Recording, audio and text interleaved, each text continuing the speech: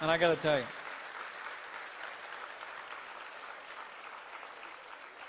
tell you, I joined this campaign a couple months ago in a heartbeat with my wife, Karen Pence, at my side.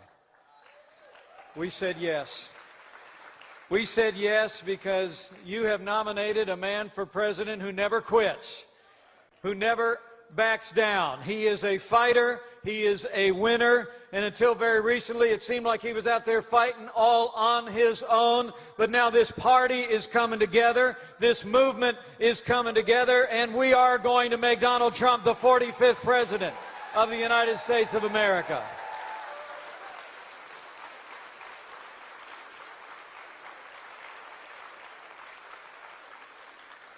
And what a great night to be with all of you today. Anybody else looking forward to tonight? I really am. 7.5 hours away from the first presidential debate. First presidential debate between Donald Trump and Hillary Clinton on the same stage. You know, when those two candidates take the stage for the first time in the same place, no more media filters, no more parson of words. The American people are going to be able to hear from two candidates, and they're going to hear about two futures for this country.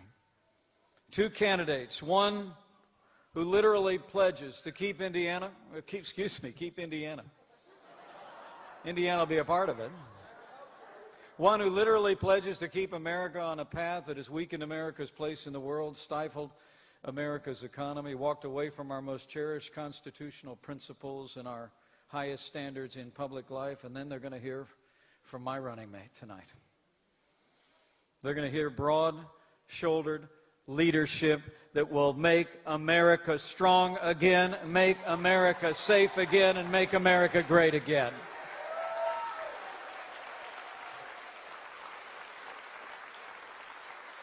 And Donald Trump literally embodies the spirit of America.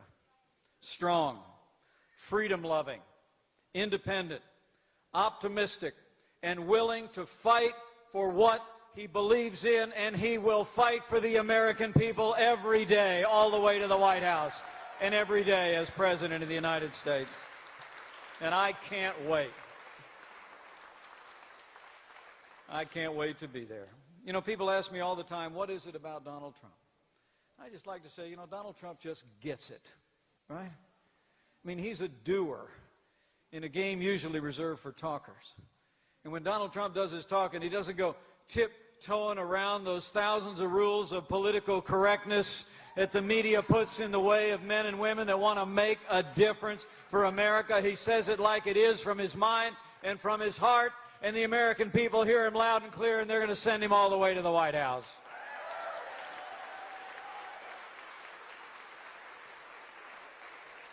And the people in New Hampshire know. People in New Hampshire know, just like we in Indiana know, Donald Trump has never forgotten. He's never forgotten the men and women who built this country. People that work with their hands, that grow the food, that build our roads and bridges, to tend to our sick and teach our kids. And Donald Trump will never forget or fail to stand by the men and women who wear the uniform of law enforcement on the thin blue line and protect our families.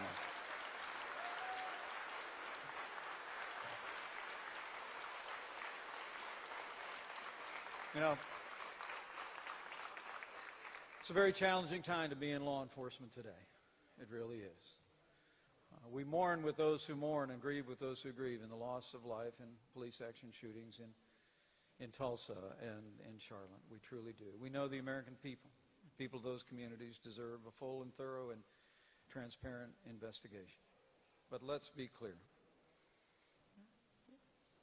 We need leadership in this country that will stand by our law enforcement and know that we don't have to choose between accountability and standing with the men and women who put their lives on the line to protect our families. You know, As the Chief Law Enforcement Officer of the United States of America, I promise you, Donald Trump will support our law enforcement at every level. He'll make sure they have the resources that they need and the tools that they need to protect our families and come home safe to there. And he will fight to restore law and order to every city, in every community, in every state in this nation.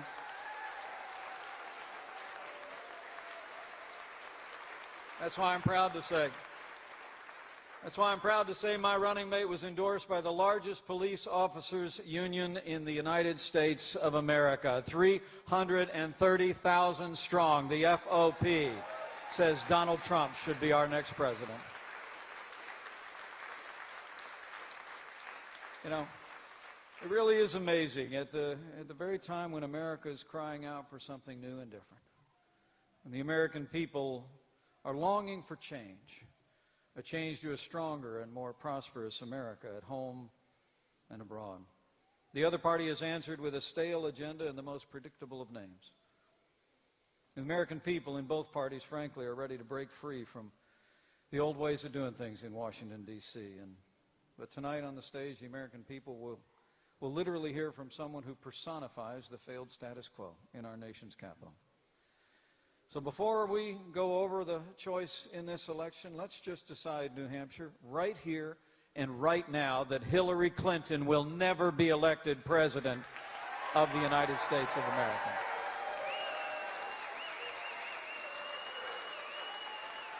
The choice is clear.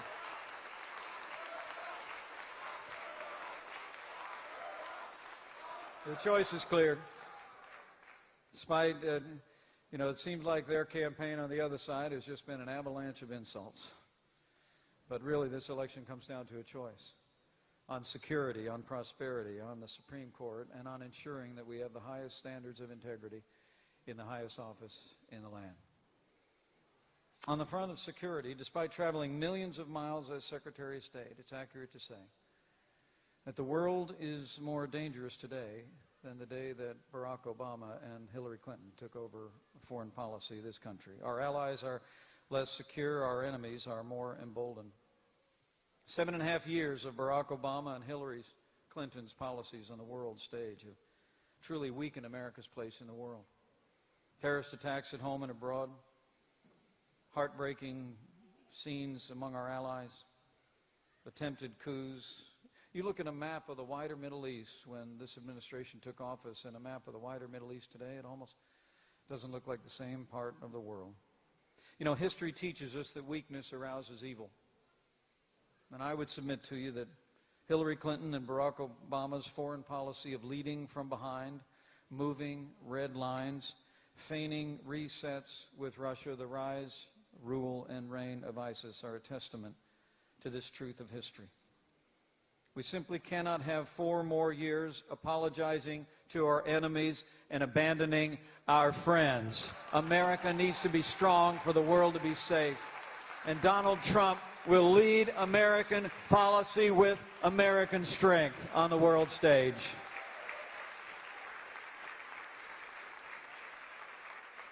I mean, Hillary Clinton's record on foreign affairs, her specific record on foreign affairs needs to be known, and I hope it comes out tonight in the debate. I mean, literally, it was Hillary Clinton who joined Barack Obama in a decision to withdraw all U.S. forces from Operation Iraqi Freedom. It literally created a vacuum in which ISIS was able to rise up out of the desert and overrun vast areas, hard won by the American soldier in Operation Iraqi Freedom. I traveled in and out of that region 10 different times when I was a member of Congress. I've stood at the graveside of Hoosiers who paid the ultimate sacrifice for those gains, and it grieves my heart to think of the way those hard-fought gains were squandered. The gratitude that we feel for those who've worn the uniform of the United States, we can never fully express. But would the men and women who are among us who have worn the uniform of our nation in recent years or in far past years, would you just mind raising your hand and allowing us to show our appreciation one more time?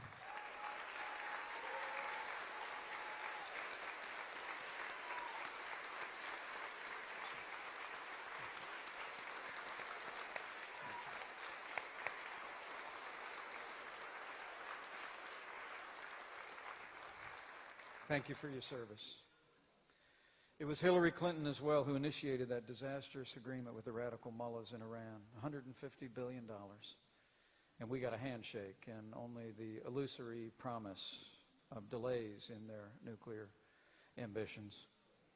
And it was Hillary Clinton and her State Department who left Americans in harm's way in Benghazi 4 years ago. There's a movie called 13 Hours, and a lot of people think that we sent help after 13 hours. Actually, Hillary Clinton's State Department never sent help. And after 4 Americans fell, she actually told the parents of the fallen that it had to do with a video that was created in Florida, as opposed to an organized terrorist attack that they reflected on in emails that very night it was taking place. When she was questioned about it before a Senate committee, Hillary Clinton simply said, "What difference at this point does it make?" You know, as the proud father of a United States Marine, let me say this from my heart. Anyone who said that, anyone who did that, should be disqualified from ever serving as Commander-in-Chief of the Armed Forces of the United States.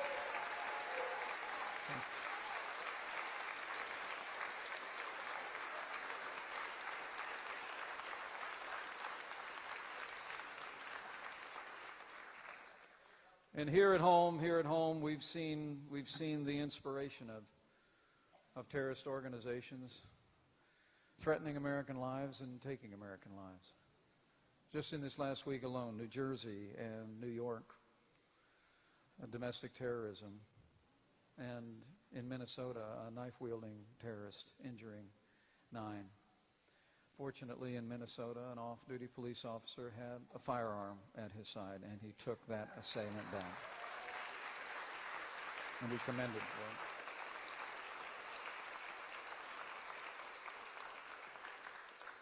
But you see the attitudes that they have about the war on terror in the aftermath of that. Despite the fact that 13 killed at Fort Hood, 264 wounded and 5 dead at the Boston Marathon, 49 killed in Orlando, San Bernardino, 14 killed. This administration and Hillary Clinton continued to do their best to minimize the threat to our country. The White House actually said we were in a, quote, narrative fight and in the midst of a narrative battle.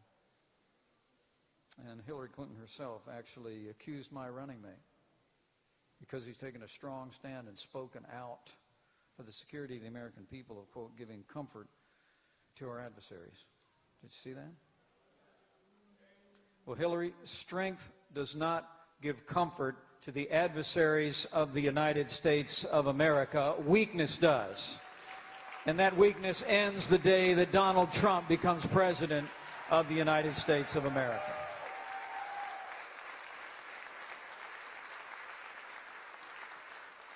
I promise you, Donald Trump and I know America needs to be strong for the world to be safe. And as President of the United States, Donald Trump will rebuild our military. He will restore the arsenal of democracy. He will give our military the leadership and the support they need to hunt down those who threaten our freedom and destroy ISIS at its source.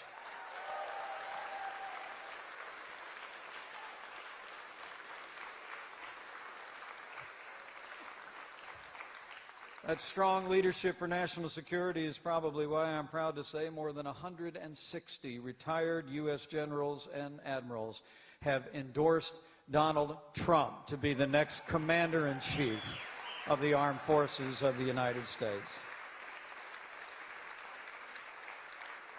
Under President Donald Trump, we will stand by our allies, we will stand up to our enemies, and we will make America safe again.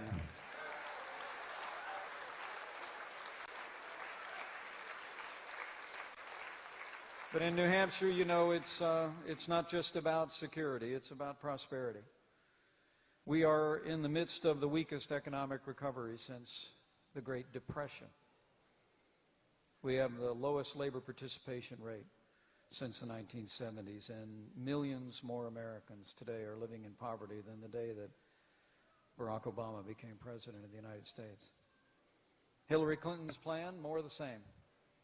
More taxes, more regulation, more Obamacare, more of the war on coal that's been stifling the American economy.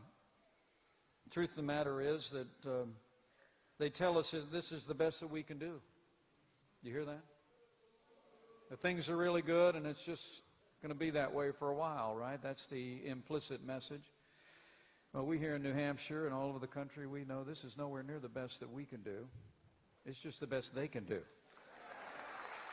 And when Donald Trump becomes President of the United States, we're going to use time-honored conservative principles to get this economy moving for every American. We're going to create jobs and opportunities that put America first.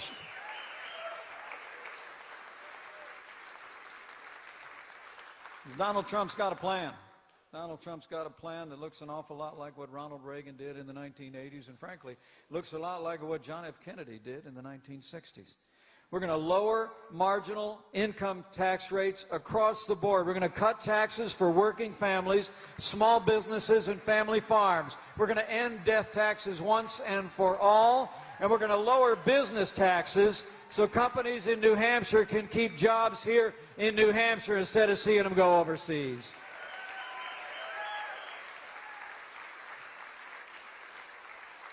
And we're going to roll back red tape. The avalanche of red tape and regulation coming out of this administration has been stifling growth here in New Hampshire and all across America. On day one, Donald Trump is going to do what we did back in the Hoosier State. He's going to sign a moratorium on any new federal regulation, and he's going to repeal every single Barack Obama executive order that's been stifling jobs and growth in this economy.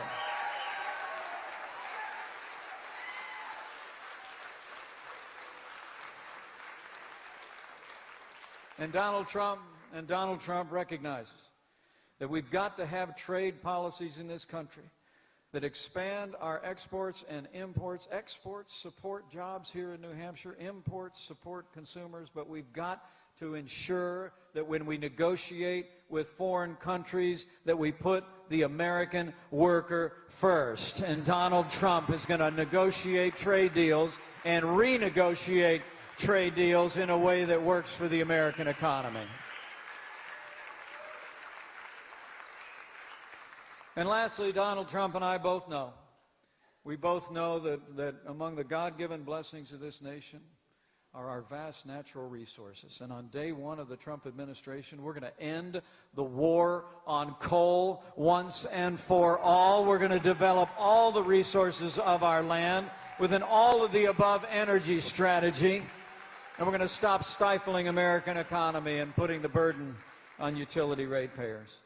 You know, those are time-honored principles, common-sense principles that have worked before. It's probably the reason why today 305 economists from universities, think tanks, and businesses across America issued a statement endorsing Donald Trump's economic agenda and saying that Hillary Clinton's economic agenda is wrong for the United States of America. 305. Donald Trump and I also know that one of the things that's challenging our economy and frankly challenging our families here in New Hampshire is the crisis of illegal immigration, the crisis of open and porous borders in this country. The ability not only for illegal immigration to flow across the border, but the tragedy of human trafficking and, of course, the extraordinary flow of drugs into this country from our southern border impacts our families. I know we're feeling it in Indiana. You're feeling it here in New Hampshire. And let me just invite a round of applause for your good Senator Kelly Ayotte for her national leadership confronting the scourge of drug abuse and addiction in America. But for the sake of the rule of law, for the sake of protecting the American worker, the citizens in this country and those who are here legally, for the sake of stemming the tide of illegal drugs flowing across our border, Donald Trump will build a wall. We will enforce the laws of this nation. We will establish the security of this nation for the citizens of this nation. It's border security. It's internal enforcement. And it's supporting those that do the work. That's why the union representing our border agents endorsed Donald Trump for President of the United States. And just today, for the first time ever in the history of their union, the National Immigration and Customs Enforcement Council, the Immigration and Customs Enforcement Officers Union in the United States of America, representing 5,000 federal immigration officers, endorsed Donald Trump to be the next president of the United States of America.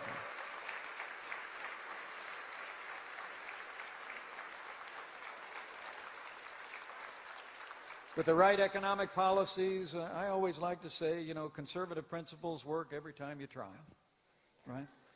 They've worked in Indiana, they'll work here in New Hampshire, and they're going to work when Donald Trump brings them to the White House, I promise you. We're going to get this economy moving again. Not by empowering more government, as Hillary Clinton pledges to do, with $1 trillion in tax increases, $1 trillion in more spending, more Obamacare, more regulation, more of the war on coal, but rather by empowering the American people to keep more of what they earn, to be able to save and to invest and to create jobs and opportunities for this generation and for our children and our children's children. Now, I will tell you, 305 economists notwithstanding, Hillary Clinton the other day said that predictions about the growth that will happen in America when Donald Trump puts those principles into practice, Hillary Clinton said it was, quote, wildly unrealistic. She might just say that again tonight. Well, Donald Trump and I know the only thing wildly unrealistic is electing the same people with the same bad ideas and expecting a different result. Donald Trump is the change that America needs, and it's change that will result in a stronger and more prosperous nation.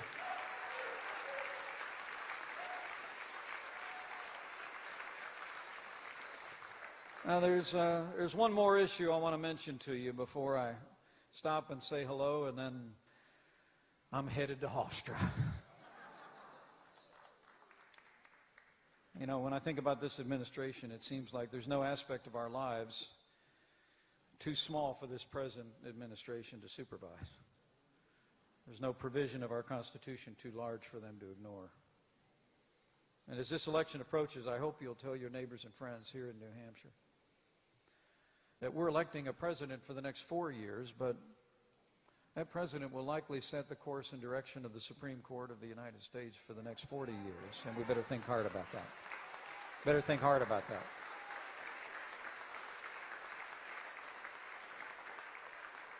Elect Hillary Clinton, you better get used to more unelected judges using unaccountable power to literally legislate from the bench. Elect Donald Trump, and you're going to have a president who will nominate strict, constructionist, conservative jurists in the tradition of the late and great Antonin Scalia, who will uphold the Constitution of the United States of America and all our God-given liberties enshrined there. So, for the sake of the rule of law, for the sake of the sanctity of life, for the sake of the Second Amendment to the Constitution of the United States, and all of the liberties that we cherish in this great nation, we must ensure that the next president making appointments to the Supreme Court of the United States is President Donald Trump.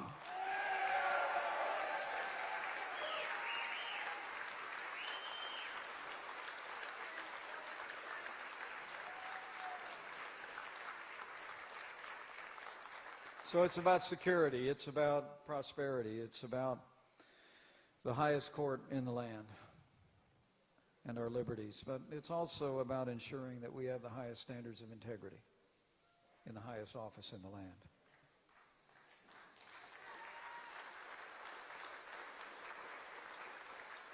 The avalanche of controversies and scandals flowing out of 30 years of the Clintons is almost too much to recount. Last week we even learned more immunity given by the FBI to close associates of Hillary Clinton and the Clinton Foundation. We found that even the President of the United States sent emails as did the leading general at CENTCOM sent emails to her private server, which could have been subject to foreign powers exposing the secrets of this nation. It truly is amazing. The American people look at this business of foreign, and this is important to point out, foreign governments and foreign donors giving tens of millions of dollars to the Clinton Foundation at the very time that she was Secretary of State, and they were being granted access and appointments, more than half of her individual appointments during her 4 years as Secretary of State. You know, the American people are sick and tired of pay-to-play politics, and it's exactly the kind of politics that's going to come to an end the day that Donald Trump becomes President of the United States, I promise you. When Donald Trump becomes President of the United States, the days of the rigged system for the favored few in Washington, D.C. will come to a crashing end. He will uphold the highest standards of integrity in the highest office in the land, and his only special interest will be you, the American people, and he's going to fight for you every single day.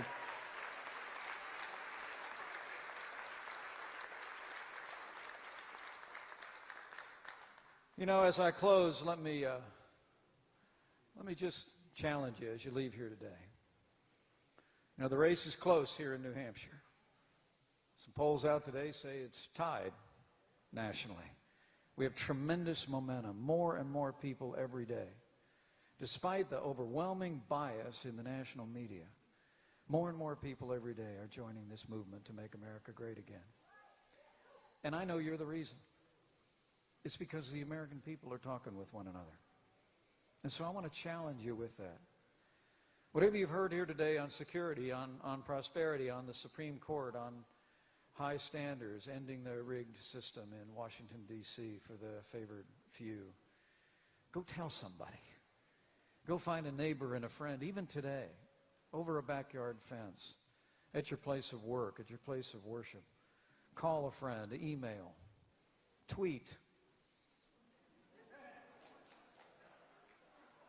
Do what you can, but tell your neighbors and friends, because I will always believe that the voice that you have with someone who knows you and trusts you will always be infinitely more important than all the television commentators, all the front page headlines, all of the internet stories, all the broadcasts in the world. So I want you to leave here today. Tell somebody that Donald Trump has got to be the next president of the United States, and we can make America great again. Let's go tell him. And when you do, tell him one more thing. It's important that we talk about the choice, and I think that choice will be in high relief tonight. It's a choice not between two people as much as it's a choice between two futures. I mean, I don't know about the rest of you, but in my lifetime, sometimes I've seen politics as a choice between one person that'll have the state or the country go this much higher, and another one will just be about this much higher. Sometimes it feels like there's not a dime's worth of difference between the two sides. But this time's really different, isn't it? I mean, this is a choice between whether we're going to continue to go downhill with the same policies that have weakened America's place in the world, stifled America's economy, walked away from our most cherished constitutional principles and our highest standards in public life, or whether we're going to plant our feet, turn around, and march back up the hill to a stronger and freer America founded on our constitutional principles and the highest aspirations of the American people. That's the choice that we have. And that's what people will see tonight, is the choice between two futures. But I hope as you leave here today, you also leave with one last word. You know, there's so many things these days that seem to divide us, so few great purposes in this country that unite us as they once did. It seems like politics these days becomes one long process of division. One issue comes up, and we've got to find this person and that person, and the American people are constantly being asked, which side are you on? Well, I want to tell you that Donald Trump and I believe in our heart of hearts that there will always be more that unites us in the United States of America than will ever divide the people of this nation. And we're going to focus on what unites us.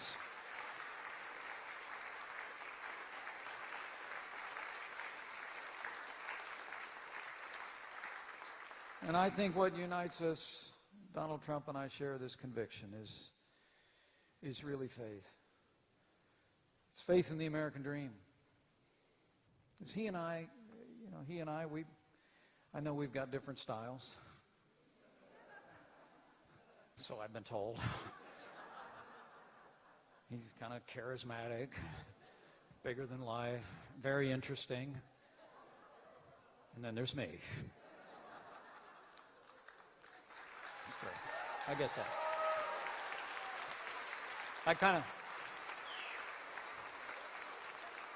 They say I balanced the ticket.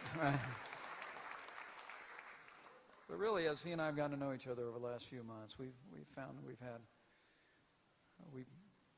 things that we've shared. And mostly comes from the way we were raised. I mean, my grandfather immigrated to this country from Ireland when he was about my son's age. He went through Ellis Island, took a train to Chicago, Illinois, drove a bus for 40 years, and raised my mom and sister and brother there.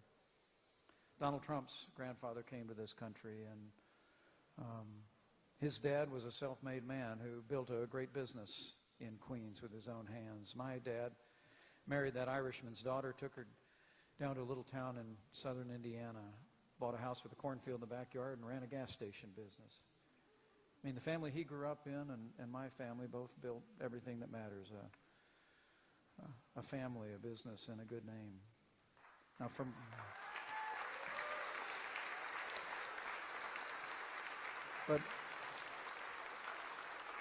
But Donald and I were both raised to believe, to whom much is given, much will be required. Okay? So for him, that meant the kid from Queens. And I just found out that former Governor Sununu grew up in Queens, about 7 miles away from the Trumps. Is that right? I like that neighborhood. But for the kid from Queens, it meant going to Manhattan Island and building extraordinary buildings to the skies and a nationwide business. For me, it was a calling into public service, because we both felt that we wanted to build on what we've been given, the privileges our families have been given. I love to tell people, I mean, other than a whole bunch of zeros, Donald Trump and I have a whole lot in common. And I mean, a lot of zeros. And it's this. It's faith in the American dream. It's a belief that in this country, what's really magical about America has always been magical since the days this nation was forged 240 some odd years ago. Is that in America, it's about merit. That in America, anybody can be anybody if you work hard, study hard, and play by the rules. And I just want you, when you leave here today, to tell somebody, go out and tell them about the choice that'll be in high relief tonight on the policies and the background and the vision, but also tell them that in Donald Trump and his running mate, you have a team that is committed to bring the American dream back for every American, regardless of race or creed or color or gender, and we're going to fight to revive the American dream for all of our citizens in this country. And lastly, it's about Donald Trump and I recognizing, both of us, that it's about faith in the American people, and it's about faith in Him who has ever guided this nation from its very founding. That we are now and shall ever draw our greatest strength from the recognition that we are one nation under God, indivisible, with liberty and justice for all.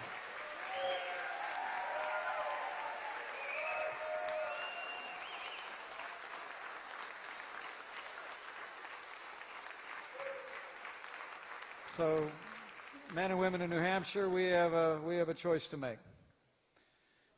And this is a state that's used to having a lot on your shoulders.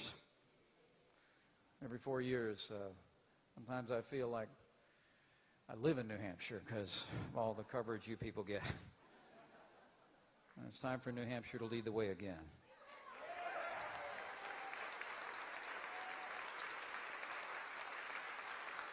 And let me lay the choice out. Let me lay the choice out for you one more time so you can tell your neighbors and friends. If you want a president who will protect this nation, rebuild our military, restore the arsenal of democracy, stand with our allies, and stand up to our enemies. If you want a president who will restore law and order to every community in the land and stand with law enforcement as they protect our families. If you want a president who will cut taxes, grow this economy, squeeze every nickel out of that bloated federal bureaucracy, and repeal Obamacare lock, stock, and barrel.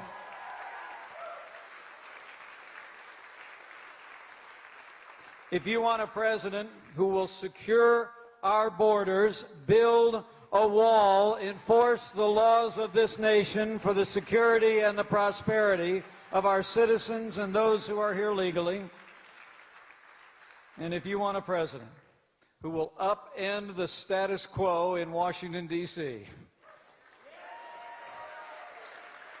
and uphold the Constitution of the United States of America, then I'm here to tell you, New Hampshire, that man is ready. This team is ready. This movement is ready. Let's go make sure New Hampshire is ready, and we will make Donald Trump the next president of the United States of America, and we will make America great again. Let's get to work. Thanks, everybody. God bless you.